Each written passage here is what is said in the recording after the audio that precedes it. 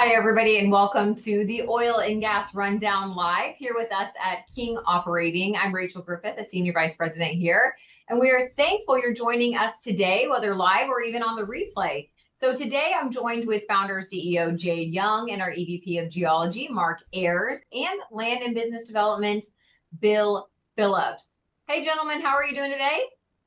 Good. Great. Hey, great, Rachel. Thank you.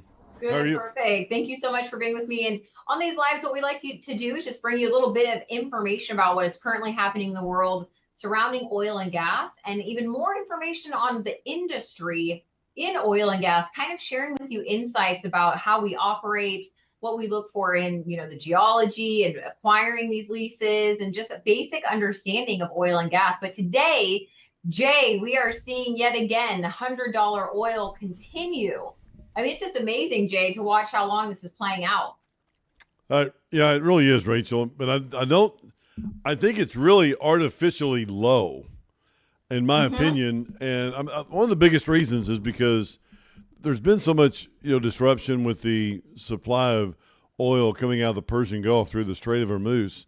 They say that 1 out of every 5 barrels, 20% goes through this. And there's been such a delay or stoppage of all the oil going through there, which means that there's a lot of countries that have shut down all of their production for weeks now. And when you don't have that, and you need it, they're having to shut their wells in. Countries in the Persian Gulf, Saudi Arabia, Iran, Iraq, they're shutting their wells in right now because they don't have the capacity to sit and let these wells produce and then put millions of barrels in tanks. They can't do that. So they've shut their wells in. That's taken about 10% of the oil off the market, literally off the market in the last couple of weeks. And that if the longer that continues, the more we're going to have disruption with the supply, and demand's going to go through the roof. And that's why I've said, Trump's been doing a lot of things about trying to get oil gasoline prices down. He's got a midterm election coming up. He wants Republicans in office. And if not, Ted Cruz said he's going to get impeached or something. So he definitely wants Republicans in. He wants to lower the price, but he doesn't want to, he doesn't want to, just go, okay, hey, we're done. We're good. We're fine. Let's just move on. And he's got to finish the job. Yep. And finishing the job, whatever that means. I don't know what that means. Maybe Mark does, but I don't know what that means in regards to the war. But what happens here, I don't know. Some of it, I think, when I was listening this morning to Bloomberg was, for him to really have some success, he has to gain back the control, at least some of the control in the Strait of Hormuz. He can't give it back to Iran, or that really looks like a defeat for us. So I think that's part of the negotiation right now, is who's going to end up with the control over the strait, which is really interesting watching that play out. Jay, how does this impact, the higher commodity prices? How does that really impact, what you see with operations, with operators leasing and drilling and developing acreage? Are we seeing any difference right now? Yeah, I don't know. We're not seeing any cost increases yet. Of course, we did talk this morning in our meeting, and we're like, hey, any workover we can get done right now, let's get it done. Let's work over some of these wells that produce, 5, 6, 7 barrels a day. Let's put these wells back online, because if you can sell a load a month, at $50, well, prices were $55 mid-December.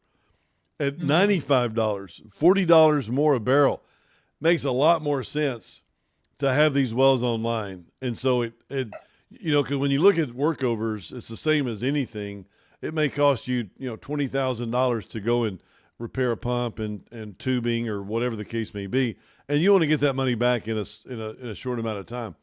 Well, at $95 oil, $105 oil, like we're seeing today, that comes back to you a lot faster than $40, $50, $60 oil. So a lot more people are coming back in.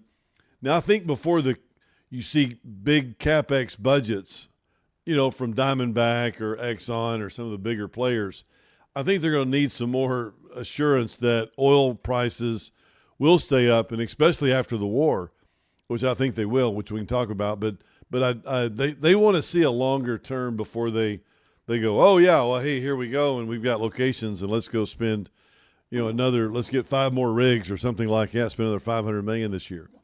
It's going to take a lot more. And the good thing for us is we've already been drilling.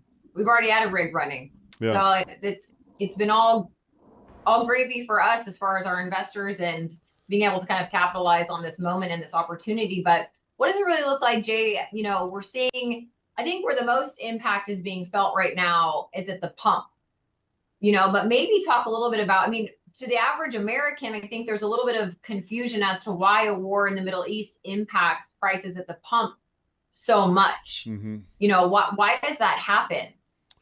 Well, are you talking about the price of oil, and how does the price of oil in Hormuz have anything to do with your gas tank? The average consumer, it's like the war is so far away. Right, why are we paying so much more? No, that's a good question, because a lot of people have that question and they're like, what does that got to do with me? And I paid $40 more to fill up this time.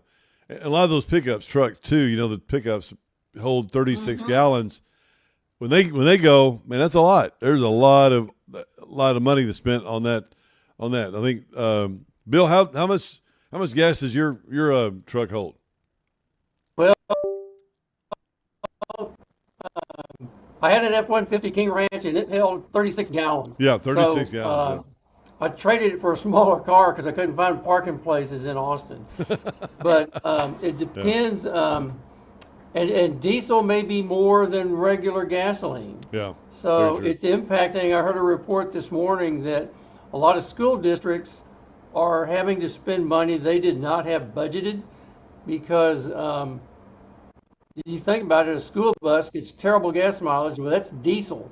It's not gasoline, that's diesel. And so diesel is gone way up in price, and that's affecting the bottom line of almost any school district anywhere. Yeah, and also farmers as well. They talked about Kansas and a lot of other states, Oklahoma. The gasoline price over the last week has gone down 1 or 2, 3 pennies, but diesel's gone up, and they're mostly farmers, so that and diesel engines runs off there. But Rachel, to answer your question, when oil is a global commodity, so if there's any disruption anywhere whatsoever, it's going to affect the price of oil, and that's the reason why. Yeah, it's like, okay, India, Japan, China, they're not getting oil out of the Strait of Hormuz. Okay, well, that doesn't mean that we aren't now. Well, I know we don't need that much. We do need some, but we don't need that much. It shouldn't affect us that much, but it is a global commodity. And when anybody hurts in the global world in regards to supply and demand on oil, it affects the price. And so we are going to pay more. And I do feel like we're going to be paying more for. I think even after the war, we're not going to see $80 or below. I think we're at the $80 to $100 2-3 year run, if not more than that, more than $100 a barrel. But it's not like we haven't seen this before. We've seen $147 oil under Biden, or Obama. So it's not like uncharted territories. Yeah, $200, $180, $200, uncharted territories. But these prices at these dates right now is not uncharted. I don't feel like we're going below $80. We'll be at $80 to $100 a barrel. Even after the war, because of the supply disruption that's happened all across the world, and plus rig counts down. Number one, rig counts down. Number two, the wells that are already online decline rapidly. Number three, demand's going nowhere. Demand for oil is going to stay strong, for a long period of time. And if you have demand and no supply, prices are going to go up. So that's the only thing I've got, except for the fourth, which is if we have a war, which we did, and that raised prices up, immediately, pretty much. So pretty good. I definitely agree. There's going to be, even when there's some conclusion to the war, there is going to be a ripple effect throughout how commodity prices still have to respond to coming back online, and a lot of the countries in the Middle East repairing infrastructure. So there's definitely going to be a ripple effect felt for a while after this. So Well, thank you so much, Shay. Mark, I want to switch over to you and ask you some questions on geology. Some of the basic questions, because I think for a lot of people interested in oil and gas, geology is kind of an enthralling topic to understand. I'm curious, when you're looking at the geology of a location and you're assessing it through seismic or other data points, are you able to tell what type of hydrocarbons you might be able to get? Because I do understand there's different types of gas, right? There's different types of gases, or the heaviness of the gas, or different things like that. Are you actually able through geology to kind of tell the differences that you might be able to, get production out of the source rocks there? Sure, Does that right. make sense? Yeah, no, that's a good question. And we can tell, as a matter of fact, because we can look at the maturity of the rocks that the oil was generated in. And the more mature the rocks, generally the gassier they are. And the less mature, the heavier the oil. So if you look at some of the tar sands up in Canada, they're not very mature. In other words, they haven't been cooked as long in the subsurface, and the heat and the length of time and the depth of burial has an impact on the kind of hydrocarbon that's generated. Now, one of the ways that, as we develop our program, because we're drilling in areas that we have a lot of producing well control, the easiest thing for us to do then is to look at the offset production and look at the quality of the oil coming from the offset wells. And it's pretty easy for us to predict what we're going to get in advance. As our Bivens Ranch project, we know that the gas up there is very rich. There's a lot of liquids in the gas, and it makes it a very valuable commodity. The oil in Bivens Ranch is sweet. We don't have to worry about processing it, because if it has sour gas, it can be very pricey and to actually produce and treat. So yes, to answer your question quickly, yes, we can, and we usually are pretty accurate at predicting those things. Wow. Yeah, that's really amazing. That's very interesting. That was actually my question.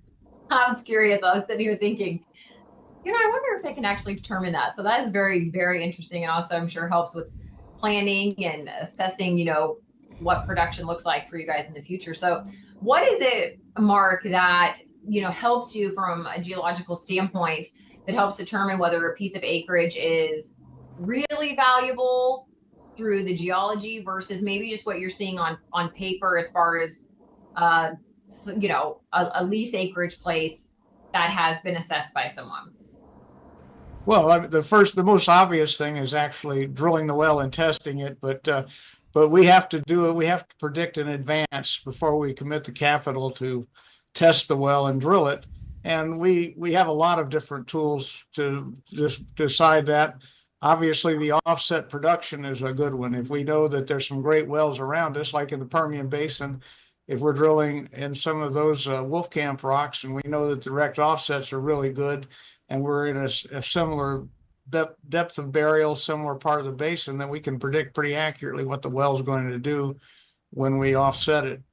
The riskier the kind of prospects you drill, sometimes it's more uncertain, and but that's not the kind of play we drill. But the big companies frequently do that because they have to replace incredible reserves as they produce. They have all this runoff of their production, and they need to replace it. So that means they have to go drilling places where there's a lot of geologic risk.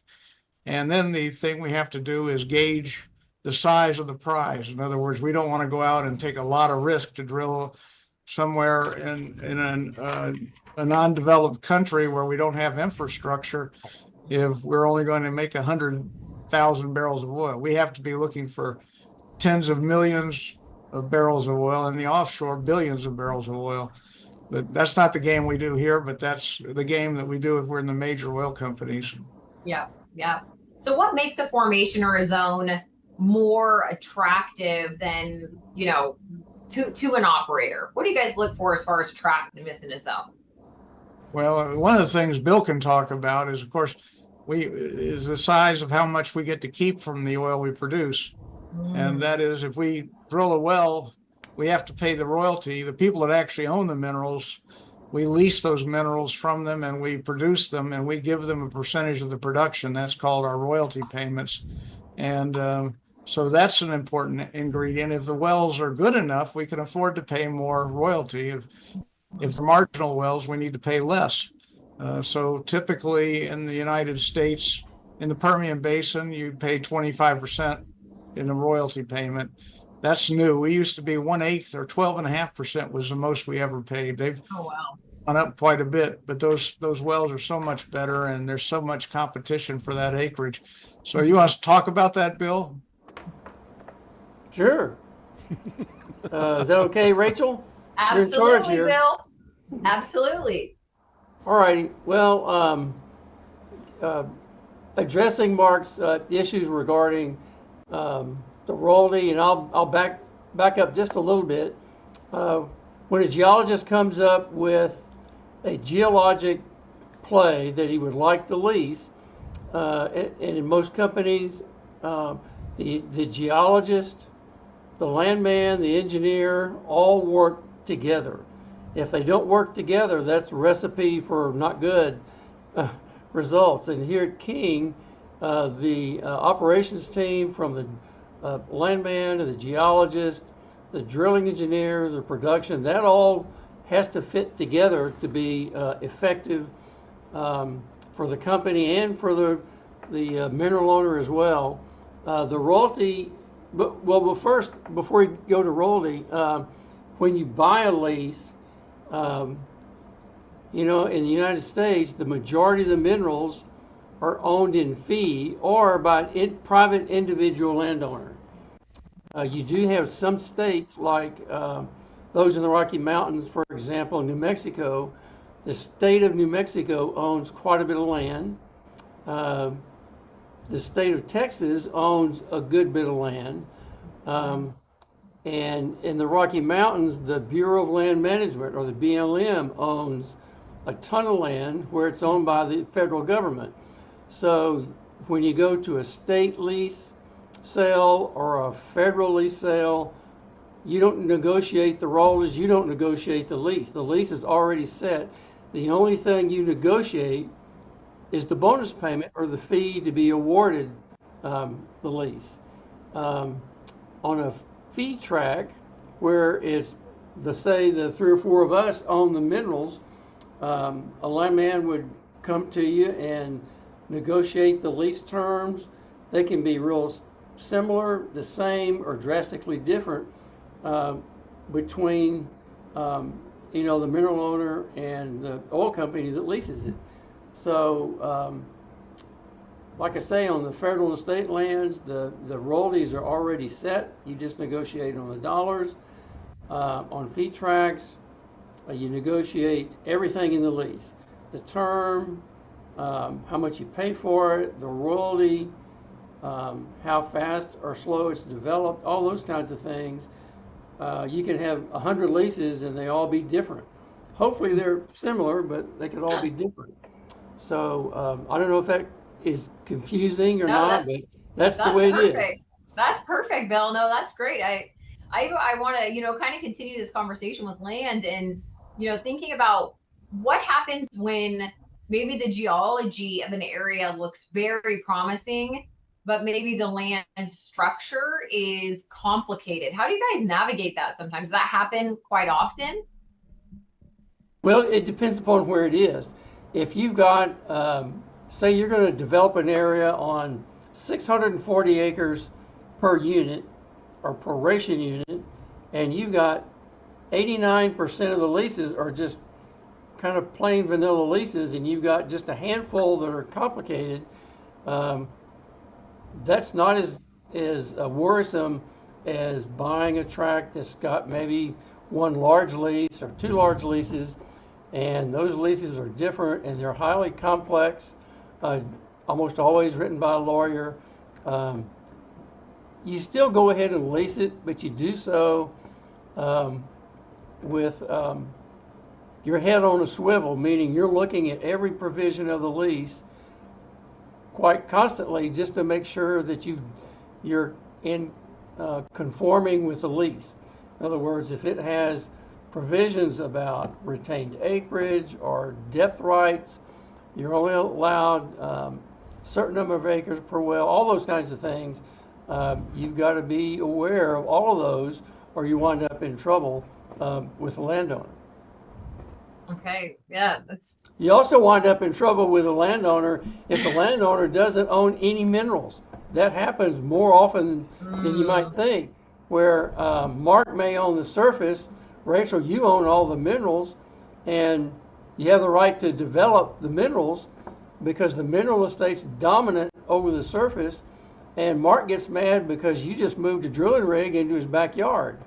So, now Sorry, Mark Mark. would like that. I would Sorry, never Mark. do that. If Rachel did that, I would be happy with it. That's fine. Oh, Mark, that's so sweet. Thank you. And Bill, thank you for giving me the minerals. I Well, really sure, appreciate that. that's what we do here. You guys are amazing. What, Bill, what is one of the most important things, or, the biggest things that a company is looking for when they're assessing lease acreage? Oh, that depends upon the kind of target that you're drilling. Is it a shallow little gas target that's at 3,000 feet, or a gas target like the Haynesville that's at 15, 16,000 feet, and the wells are $20 million a piece? Or you're doing an oil play that's around a salt dome, and you're only going to earn the acreage that's on the side of a salt dome. That may be like 120 acres. It just kind of depends. And a lot of the wells that we drill are on acreage that's been around for a long time, been leased for a long time, that is. And if you bought a lease, say in the Permian Basin or in the Gulf Coast, around a salt dome, that lease has been leased for 75 years or more. The terms are different. Mark and I drilled a big project up in Pennsylvania, and the lease was dated 1914. So the price of gas back then was 2 cents, and this was a gas play in the Marcellus. So the state came in and bumped all royalty anywhere to be no less than 1/8.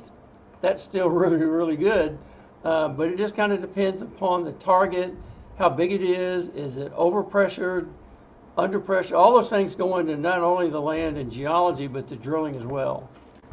Okay. I got one last question, either for Mark or Bill, and just talking about how does geology and land work together when you're looking at, drilling and deciding where to focus capital? How do you guys work together? Well, I'll say one thing. If we can have the greatest idea that we've ever had, but if Bill can't get us access to it through the land, it doesn't mean anything for us financially. We don't live for bragging rights. We try to create value. So I'd say that the land is key to being successful. You get a lot of ideas, but if you can't get the land, you're not going to be able to capitalize on it. And a great example of that would be, say, you're buying acreage in a very mountainous region, and it doesn't have to be big mountains. It could be small ones. There could be a lake in the middle, and there's a prohibition against leasing on a lake, and it's a large lake. People used to think you could never drill inside a city, and underneath the Dallas-Fort Worth Airport that we all fly in and out of, you don't see them, but there's 500 Barnett Shale wells underneath the runways you taxi over. So I did not know that. Wow. Yeah, right, and they were all gas. They weren't oil, so it made it easy to produce. Wow, that's actually very interesting, Bill. I just learned something about Dallas-Fort Worth Airport, and I wonder who's making the money there. Where's that money going? Who owns that land? Well, under the DFW airport, it's going to go to the owner of the minerals, and I don't know if that's city of Fort Worth, could be Arlington. That may be federal. I don't know. I've not really looked at a division order to see who is the royalty owner underneath the airport. Wow, that's very interesting. Wow, thank you, Bill. You shared something intriguing with me. I had no idea. Now every time I fly out of DFW, I'll be thinking about the wells that are under the runway. That's quite fascinating. and there's many more than you think. That is incredible. Wow. Well, I just want to mention while we have everybody on here also watching live or joining the replay that we are going to have several webinars here at King Operating in the month of April. The first one's actually going to be on the 7th with myself, Jay, and our economist, John Malden. Apologies for that. Mm-hmm. And we are going to continue to talk about the impact of $100 oil. So if you want to be up to date on all the webinars that we actually host here, you can go to kingoperating.com and fill out a learn more request. That way we can get your information and make sure that we share all of that with you for the month of April as things are continuing to look very interesting in the outlook, Jay. So we got a lot of stuff coming up. Yeah, we do. We have a lot of webinars coming up. We have a lot of drilling going on. I mean, we've got a rig we're getting ready to pick up in Mid-Continent section that Mark's been working a lot on with Phil Moore with geology, and Aaron and Bill are working land, and our engineers, Ian and Ryan and Steve Kelly, are working all the stuff there. So we've got a lot of stuff coming up, and we're going to need and we have Fund 3 that we're participating on, which is great. And we have the advisor fund. We also have a surprise coming. We have a surprise coming with a 1031 fund that's going to come out in the next 30 to 60 days or something. And we're going to be really excited about that, but we won't tell you too much about it right now because we're still sorting out the details with attorneys to make sure it can happen. So we can't really go out in detail yet, but that will happen sometime soon. But to tell people about it and to get information, we really need to come forward. We got to raise a lot of money. There's a lot of great prospects out there, and this is when clients can really talk about the tax benefits and talk about how can we drive those taxes down? How can we send you K-1s for a long period of time? And what we do is the same thing that private equity companies do. We go out with the initial equity. We go out and get a credit facility, we go out and drill wells inside the partnership first. Then we use that as collateral to get a loan, and we use that, and then we continue drilling wells inside the partnership, which is going to help you get your taxes down a lot. And I'll go over some information right now with some of our people, but when you talk about that, that's just like a lot of people say, it's not how much money you make, it's how much money you get to keep and how much money you can make on that money. So if I can drive your money that you have invested down a lot and give you some big returns on top of that, then it's going to be a lot better for you as the investor. So we're going to go over that. It's going to be a lot of webinars, a lot of questions. Oil and gas is not that complicated. It's finding the right partner, finding the right operator to partner with. But, right now at $100 oil, our clients are looking at this going, okay, good, man, in some of our more mature funds that we've had looking at, bigger returns because you're selling oil and gas at commodity prices that are 40, 50% higher. So that does reflect in your check. So we're been excited. Incredible. March was an incredible month. Lots of interest, lots of focus on oil and gas, lots of focus here at King. And so if you want to learn more information about our opportunities here, our investment opportunities into oil and gas and the energy sector, definitely make sure to go to kingoperating.com and fill out that learn more request so that we can get in contact with you. See if we can offer some value to you as an investor. We would love to do that. And we'd love to make sure you get Jay's book, The Upside of Oil and Gas. And really an interesting time to read this too, just kind of going through the story of, traditional oil and gas and Jay's idea to go ahead and change the model to put investors first, and really how we're seeing our investors really capitalizing on that at this moment has been incredible. So check out The Upside of Oil and Gas Investing. It's also available on audiobook, which I always say is my favorite. If you want that big Texas voice reading this book to you, it drives the impact home, Jay.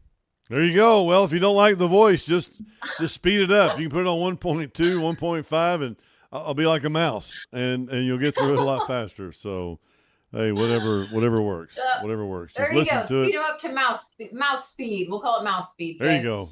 Absolutely. Well, gentlemen, thank you so much for being with me today, and everybody out there, thank you for joining us. Make sure to tune in next week, same time, same place, and we'll see you then. Thank you, guys. Thank you so much, gentlemen. Thanks, everybody. All Thank right. you.